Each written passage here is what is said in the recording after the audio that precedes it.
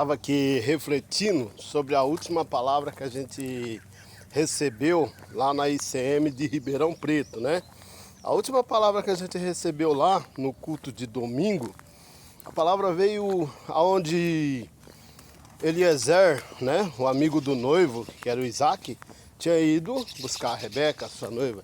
Então ele levou os presentes, levou ali as pulseiras, os cordões de ouro, os pingentes, né, de presente para a noiva. E chegou o tempo determinado, aonde Eliezer teria que voltar ao seu senhor, né? Então ele pergunta para a noiva se por acaso ela gostaria de ir com ele. E a resposta dela simplesmente foi sim, eu quero. A gente sabemos que Rebeca, ela é uma tipologia, uma espécie de igreja obediente, uma igreja obediente ao seu noivo. E o amigo do noivo, Eliezer, ele representa a tipologia do Espírito Santo de Deus.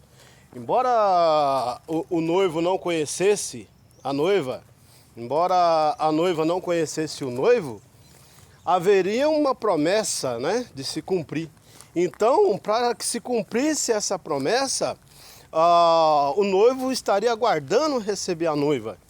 E a noiva, né, estaria aguardando receber o seu prometido. Então, quando Eliezer vai em busca de uma noiva para Isaac, Isaac representa Cristo.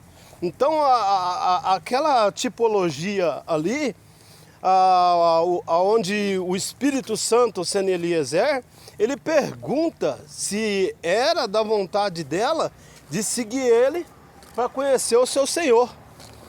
E ela disse sim, Talvez você não está entendendo, talvez você não está compreendendo. Talvez você acha que o convite vai ser para o templo. O convite não é para o templo. O convite não é para o templo. A maioria dos templos dos dias de hoje estão vivendo uma palavra de Deus estoico, né? Eu precisei estudar quase 6 meses para compreender, para entender o que seria estoicismo. Um dos maiores estoicistas, né? Ele viveu na época de Paulo, foi Sêneca. Sêneca provavelmente conheceu Paulo e Paulo conheceu Sêneca, que eram os estoicistas. Os estoicistas pregavam a prosperidade e o meio de crescer através de si mesmo, que cada um podia ser aquilo que quisesse. Então eles faziam votos para a prosperidade, né? Mas não havia nada que os pudesse colocar diante do Todo-Poderoso, o Criador dos céus e da terra. E Paulo teve um encontro com ele. Ainda usando o seu nome Saulo, que depois veio se tornar Paulo, que era o seu nome romano, Paulo. Então, os estoicistas sempre esteve no meio. Eu estou trazendo umas palavras falando sobre os construtores, né? Porque os construtores foram os primeiros a rejeitar a pedra que se tornou pedra angular, que é a pedra de sustentação. Os construtores, né? Alguns chamam de pedreiro, né? Mas os construtores, os homens do compasso e do esquadro, eles sempre tiveram presente na história do início da igreja. O Papa e os papas antigos, entraram em guerra, onde pessoas foram mortas, porque quando eles estavam no meio da igreja apostólica romana, houve grande divisão, houve grande guerra, houve grandes batalhas.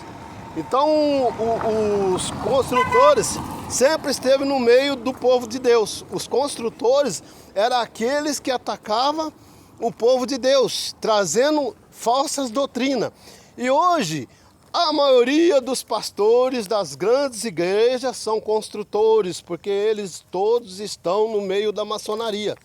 Então, o que eu quero te dizer, por mais que você esteja afastado do templo, por mais que você esteja dentro do templo, esteja frequentando o templo, ainda que o seu pastor seja um construtor, ainda que o seu pastor seja um maçônico, não importa, o convite é individual. E talvez nesse dia chamado hoje, o que o amigo do noivo está dizendo para você, você viria comigo? Você andaria comigo? Você caminharia comigo? Eu me encontro aqui no meio do sítio, aqui no meio do sitiaiado aqui, e veio em mim essa palavra.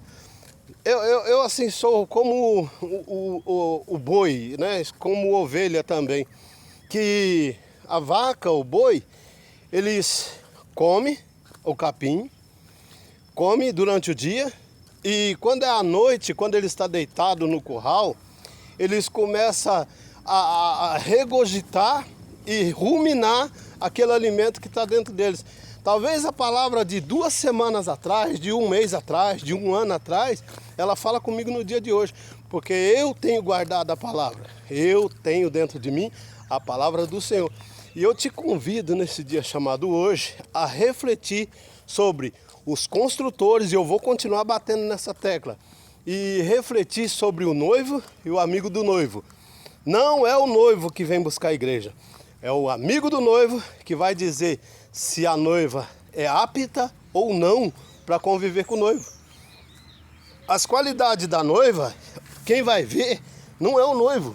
As qualidades da noiva é o amigo do noivo que vai escolher. E a noiva não vai ser obrigada a ir com ele.